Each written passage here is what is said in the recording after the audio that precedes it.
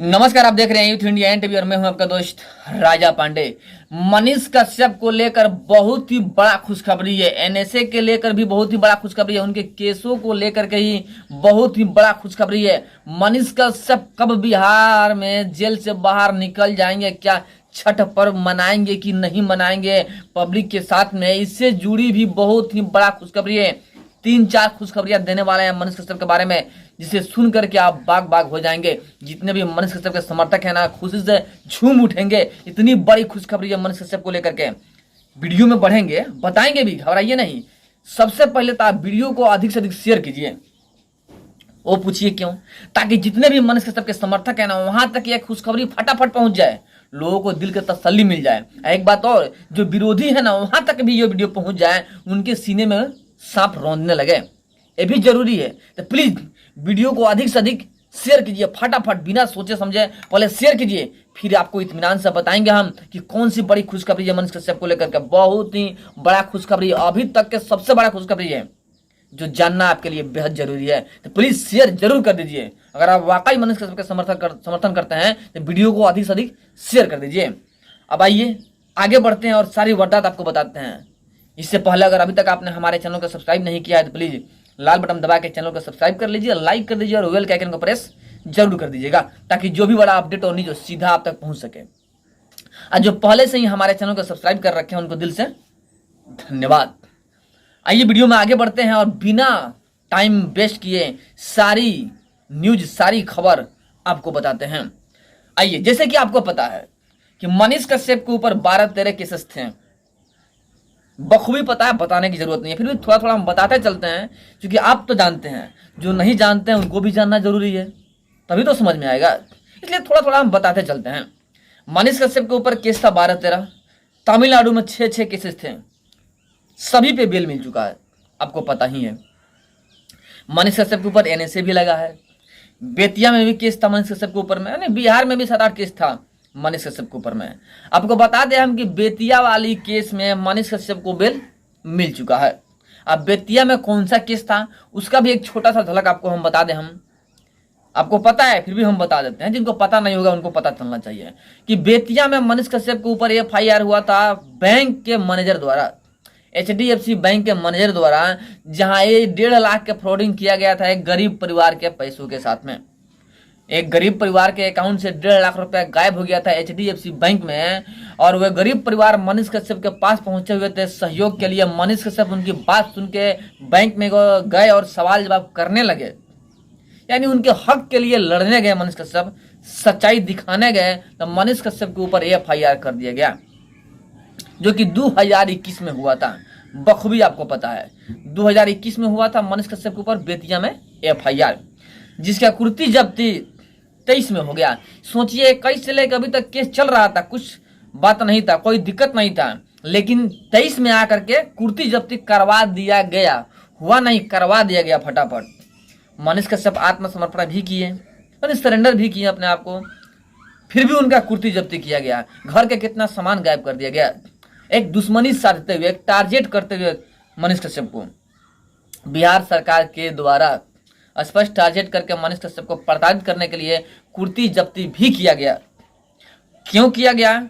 HDFC bank के case के लेकर के फरार बताया गया और कुर्ती जब्ती कर दिया गया, और अकाउंट को सार्वजनिक कर दिया गया।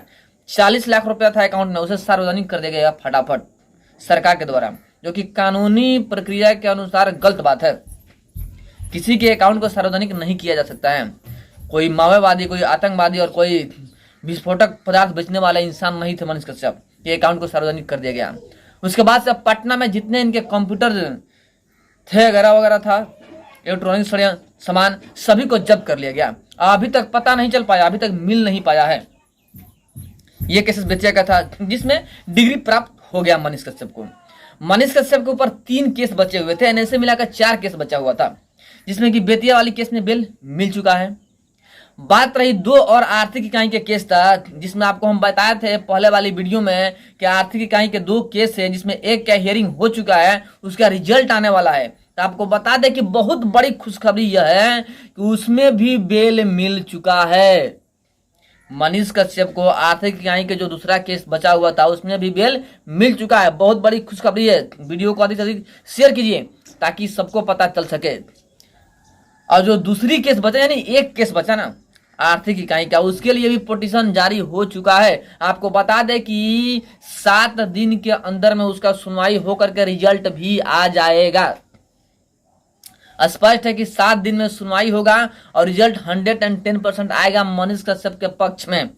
अभी तक जितना केस था सभी केस में पुलिस कोई भी चार्जशीट ढंग से नहीं दे पाई है सरकार को, जज साहब के पास कोर्ट में पेश नहीं कर पाई है, जिसकी वजह से सभी केस में मनीष कश्यप को बेल मिल चुका है। आर्थिक इकाई सरकार के कहने पर आर्थिक इकाई केस तो कर दी, लेकिन जो सबूत होता है पेश कर नहीं पाई, क्योंकि मनीष कश्यप ने कुछ किया ही नहीं है। तो क्या चीज के सबूत ला के पेश करेगा? सबको पता है कि सिर्फ और सिर्फ फंसाने का कार्य किया जा रहा है मनीष कश्यप को, और फंसाया ही जा रहा है।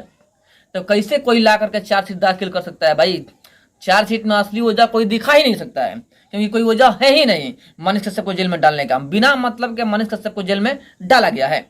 इसीलिए आर्थिक इकाई का जो दूसरा केस था उसमें बेल मिल चुका है। और सिर्फ बचा एक आर्थिक इकाई का केस और, जिसके लिए पिटीशन जारी हो चुका है और सुनवाई होने वाला है। आई एम श्योर कि बहुत जल्द 7 दिन के अंदर में उसमें भी बेल मिल जाएगा। 110%। बस दुआओं में मनीष कश्यप के लिए दुआ जरूर कीजिएगा कि बेल मिल जाए। आई एम श्योर कि बेल मिल ही जाएगा। अभी तक जितना केस था सब में बेल मिला ना, इसमें भी बेल मिलेगा। उसके बाद बचेगा सिर्फ और सिर्फ एनएसए, और उसमें भी पटना सिविल कोर्ट तो एक्शन लेगी जरूर।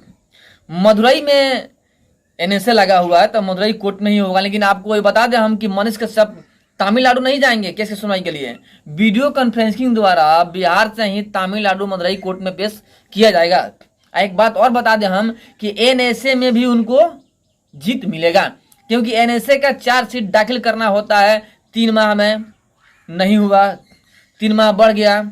कोर्ट ने जो बिहार सरकार है, तमिलनाडु सरकार है और केंद्र सरकार है, उनसे एनएसए का वजह पूछा था, चार्जशीट मांगा था कि आप चार्जशीट ला के दीजिए कि आखिर क्या जरूरत पड़ा कि आपने मनीष कश्यप के ऊपर एनएसए लगाया, हमें कारण बताइए।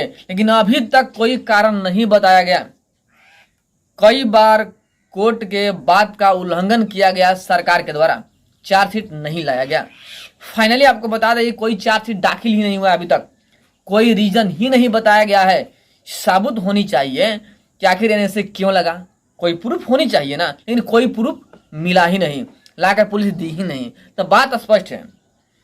अब यहाँ पे कोर्ट के खुद की सूझबूझ पे बात रहती है। अब कोर्ट चाहे तो एनएसए हटा सकता है, क्योंकि कोर्ट की बात की उल्लंघन किया जा रहा है, चार्जशीट लाकर नहीं दिया जा रहा है। तो बिना कारण बताए आप कैसे जेल में रखिएगा?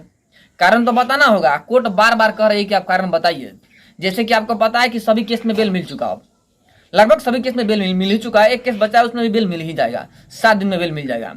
एनएसए ही बचेगा, यानी स्पष्ट बात है कि एनएसए भी 10 से 20 दिन के अंदर में हट जाएगा। यानी मनीष कश्यप छठ से पहले बाहर निकल जाएंगे और जितने भी समर्थक हैं सभी के साथ में छठ पर्व मनाएंगे बिहार में। स्पष्ट तय है कि छठ के पहले मनीष कश्यप जेल से बाहर निकलेंगे, क्योंकि एनएसए हटेगा ही हटेगा, क्योंकि कोई चार्जशीट ला कर दे ही नहीं रहा है, कोई जवाब दे ही नहीं रहा है। तो कोर्ट के ऊपर डिपेंड करता है। कोर्ट चाहे तो बिना किसी का कारण बताए एनएसए हटा सकता है, क्योंकि कोर्ट का उल्लंघन किया जा रहा है सरकार के द्वारा, स्पष्टीकरण नहीं किया जा रहा है। अब बात स्पष्ट हो चुका कि अब मनीष कश्यप छठ से पहले जेल से बाहर आएंगे, आप सभी के साथ में रहेंगे। एक बात और बता दें हम कि विरोधियों के मुख में कालिख जरूर पूछ जाएगा, क्योंकि विरोधियां चाहते थे ना कि मनीष कश्यप बहुत दिन रहे जेल में, पूरा षड्यंत्र और पूरा जाल तो बिछा ही दिए थे, लेकिन षड्यंत्र और जाल सब फेल हो गया, क्योंकि सच्चाई छुप सकती नहीं है कभी। सच्चाई छुप नहीं सकती बनावट के रसूलों से, या महक आ नहीं सकती कागज के फूलों से। स्पष्ट बात है, कागज में कितना भी तेल लगाएंगे, जब तक तेल रहेगा तब तक महक रहेगा। उसी तरह सच्चाई है, कितना भी आप झुटा दें, झुटला कर दो उसको, झुटला के कितना भी आगे बढ़ा दें, लेकिन सच तो सामने आएगा। अब मनीष कश्यप के साथ में भी वही हुआ। सबको पता है कि मनीष कश्यप को प्रताड़ित किया जा रहा था, अब प्रताड़ित किया जा रहा है, लेकिन सच्चाई का जीत हमेशा होते रहता है। इतिहास गवाह है, सच को दबा जा सकता है लेकिन खत्म नहीं किया जा सकता है। एक न एक दिन तो सच्चाई सामने आ ही जाता है, और वही बात हुआ मनीष कश्यप के साथ में वही होने वाला है। और मनीष कश्यप जल्द से जल्द जेल से बाहर आने वाले हैं। आपको हमने बता दिया कि छठ से पहले मनीष कश्यप जेल से बाहर आ जाएंगे, और फिर उसी तरह शेर की तरह दहाड़ते हुए फिर अपना पत्रकारिता करेंगे और बिहार की जो कमियां है दिखाने की पूरा का पूरा कोशिश करेंगे। मनीष कश्यप, आपको पता है कि शेर पिंजरा में हो या बाहर हो, शेर शेर ही होता है। पिंजरा में रहने के बावजूद भी शेर घास नहीं खा सकता है, मांस ही खाएगा।